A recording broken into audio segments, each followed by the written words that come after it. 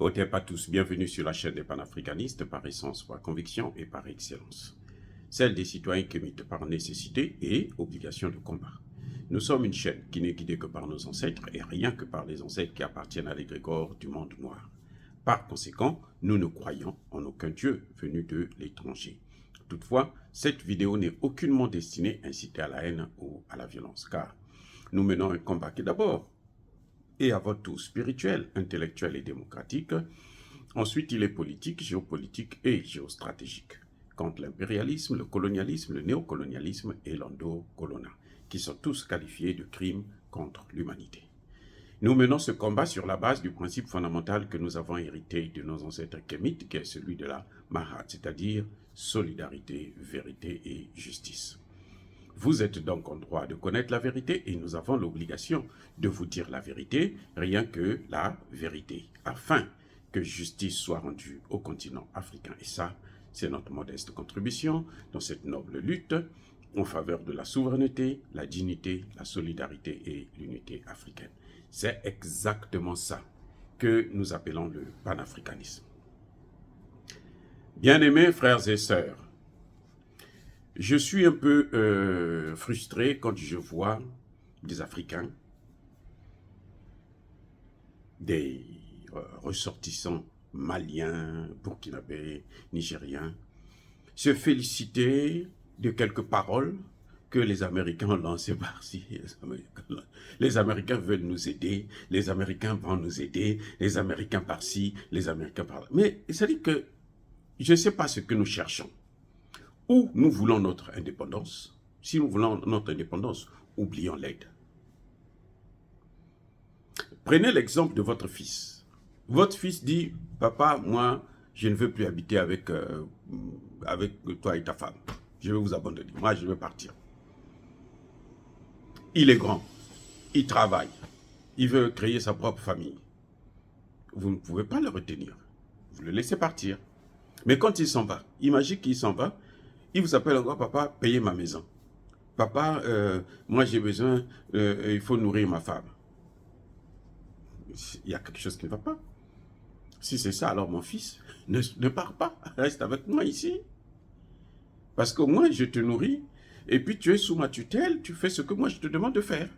Mais à partir du moment où tu veux ton indépendance, ben, ça veut dire que tu es capable de vivre sans moi. Et c'est ça justement que beaucoup d'Africains ne comprennent pas.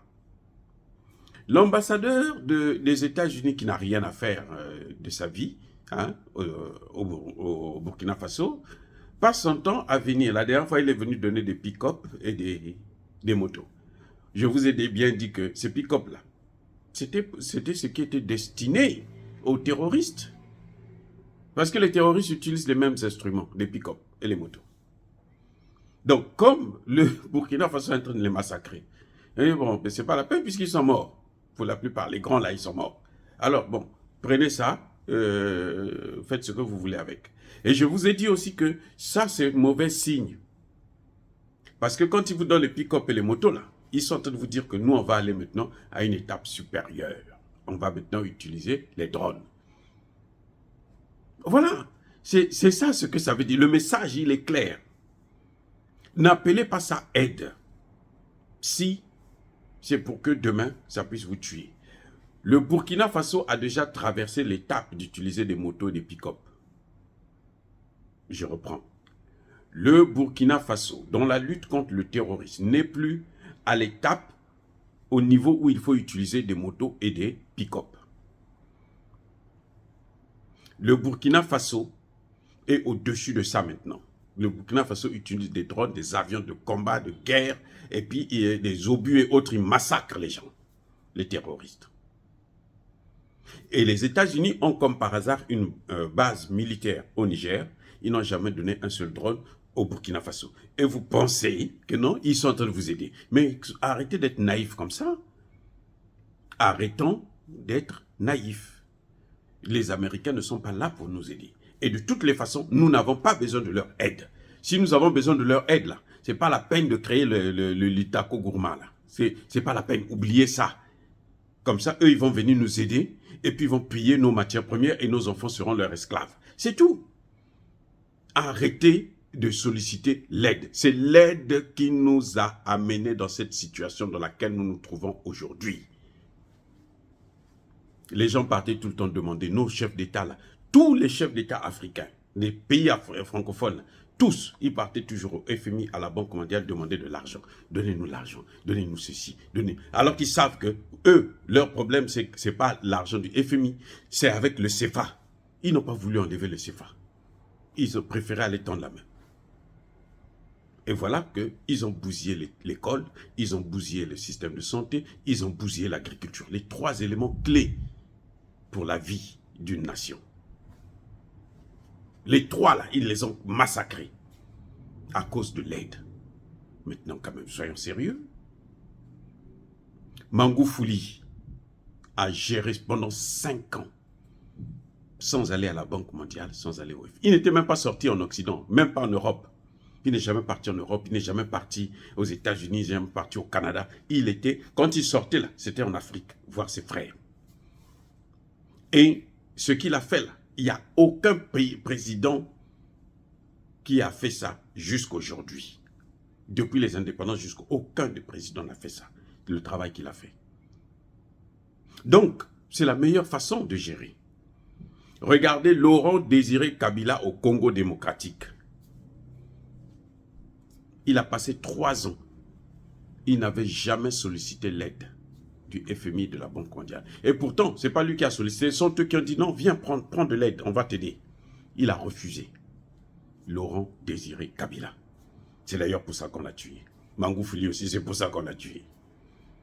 Donc arrêtons. Ce qu'ils disent aide là, ce n'est pas de l'aide. Ils ne peuvent pas dire aide et puis ils sont en train de mettre une base en Côte d'Ivoire.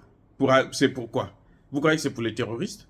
Oui, c'est pour amener le terrorisme en Côte d'Ivoire, au cas où la Côte d'Ivoire commence à change de gouvernement, et puis bon, il y a quelqu'un qui commence à voir un peu clair, ils vont lancer le terrorisme. Mais sinon, c'est pour attaquer le Mali, le Burkina Faso. C'est ça, je ne comprends pas. Arrêtez d'être naïf. C'est pour ça qu'on joue avec nous. À cause de ces petites choses-là. La moindre des choses, quand quelqu'un vous tend un bonbon, allez, vous êtes sucré. Non, mais c'est un cadeau empoisonné. L'ambassadeur vient et dit, nous avons décidé d'aider le Mali dans la lutte contre le terrorisme. Mais posez-lui la question, mais le terrorisme est arrivé au Mali comment? Au Burkina Faso plutôt. Le terrorisme est arrivé au Burkina Faso comment? Le terrorisme est arrivé au Burkina Faso par eux. Depuis la Libye. Qu'est-ce qu'ils avaient fait du Burkina Faso au temps de Blaise Compaoré? C'était la plateforme. La plaque tournante des terroristes. Le Burkina Faso, c'était le grand terroriste. Un État terroriste, le Burkina Faso. Comment ça a fini? Ce n'est pas le terroriste qui est venu, qui a avalé le Burkina Faso. Heureusement que Traoré est venu, il a pris les choses en main. Mais vous allez voir la Côte d'Ivoire, vous allez voir le Bénin, vous allez voir le Togo. Vous allez voir la Côte d'Ivoire, le Bénin, le Togo, le Nigeria qui sont en train de prendre leur base militaire. Vous allez voir ce qui va se passer. Le Nigeria déjà c'est pourri. Malgré les milliardaires, le Nigeria c'est un pays qui n'a pas de sécurité. Même sans le terrorisme, le Nigeria n'a pas de sécurité au Nigeria. On peut vous tuer comme on veut. Quand quelqu'un vous écrase dans la rue, il s'en va, il n'a pas besoin de quoi que ce soit et personne il n'aura des comptes à rendre à personne. Le Nigeria, ce n'est pas un pays stable, sûr. Voilà ce qui se passe. Donc, arrêtez d'écouter des paroles mielleuses que les Américains vous donnent. Les Américains sont comme ça. Ici, aux États-Unis, écoutez-moi bien, ici, aux États-Unis, les gens sont très hypocrites. J'ai constaté ça le premier jour que j'ai mis pied aux États-Unis. Le premier jour, je ne pouvais pas construire une phrase en anglais. Les gars me disent, oh, you speak very well English. J'ai dit, moi-même, j'ai dit, mais je me suis dit dans ma tête, je dis, mais il est fou, quoi. Ils sont comme ça. Vous n'allez pas trouver un Américain de souche. Hein, un vrai Américain là, de souche, là, la matière première, là, qu'il soit noir ou blanc. Vous critiquez parce que vous ne parlez pas bien anglais. Ce n'est pas vrai. Comme en France, là, vous parlez mal le français, on vous fait des problèmes. Ici, aux États-Unis, vous n'allez jamais trouver ça. Si vous voyez quelqu'un vous critiquer, oh mais votre anglais là, il est ceci, il est cela, il commence à créer... C'est qu'il vient lui-même d'un autre pays. Il est venu et puis bon, maintenant, comme il maîtrise l'anglais, il veut insulter les autres. Puis ça doit être un hispanique, un latino-américain, un européen, un africain et autres. Mais un vrai américain, de père, de mère, de grand-père, grand-mère, né ici, grandi ici, là. Vous n'allez jamais le voir vous critiquer parce que vous avez un accent, parce que vous parlez mal l'anglais, parce que ceci. Au contraire, il va toujours vous dire, oh, c'est bien, vous comprenez très bien. Vous parlez bien. Mais c'est de l'hypocrisie. C'est ça l'hypocrisie. Et ils sont comme ça, même dans la diplomatie. Ils vivent de l'hypocrisie. Ce sont des hypocrites. Voilà. Oh, bien aimés frères et sœurs, dire cela, c'est inciter à la haine ou à la violence. Non. Arrêtez d'attendre l'aide de quelqu'un. Le Burkina Faso, là, n'a pas besoin de l'aide de quelqu'un. Traoré est en train de nous le montrer, là, qu'on peut vivre au Burkina Faso. On peut créer au Burkina Faso. On peut être entrepreneur au Burkina Faso sans avoir besoin de l'aide de quelqu'un d'autre. Nous, ce que nous voulons dans le domaine militaire, ce sont des armes. On veut acheter. Vous savez pas que les mêmes Américains refusaient de vendre des armes au Burkinabé? Attendez, attendez. Le président Traoré l'a dit, non? Les Américains refusent de vendre des armes au Burkina Faso. Ils prennent l'argent, ils disent, nous avons l'argent, vendez-nous les armes. Ils disent, non, vous ne vendez pas les armes. Maintenant, ils disent que nous voulons vous aider. Et vous pensez aussi, vous croyez à la sincérité des gens comme ça. Là. Mais c'est des voyous. C'est des vrais voyous, des vauriens. Non, c'est des voyous. Arrêtez de croire à ces imbécilités. C'est fini. L'ère où on croyait que les Américains sont des dieux, ce sont des sauveurs, ils vont venir. Non, c'est fini. D'ailleurs, ils ne l'ont jamais fait. S'ils l'avaient fait, on ne serait pas comme on était. Vous savez que la Chine, là, ce sont les Américains qui ont investi là-bas pour que la Chine devienne aujourd'hui ce qu'elle est. Ils pouvaient investir en Afrique aussi. Mais ils n'ont jamais voulu le faire. Parce que depuis 1885, ils avaient décidé que ces pays-là doivent rester à notre merci. Donc, si nous voulons le développement, nous devrons oublier l'aide.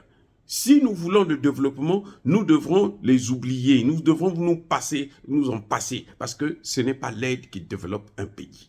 Voilà, bien-aimés frères et sœurs, encore une fois de plus, soyez bénis, abondamment bénis par le Dieu de Kémit et par nos ancêtres évangélisés. Mais que tous ceux qui persécutent le continent africain le pillent et le déstabilisent, qu'ils soient noirs, blancs, chinois, arabes, juifs, indiens ou qui qu'ils soient punis, maudits, foudroyés, neutralisés, écrasés, effacés par le Dieu de Kémit et par nos ancêtres évangélisés. Vive l'Afrique éternelle, j'ai dit et j'assume.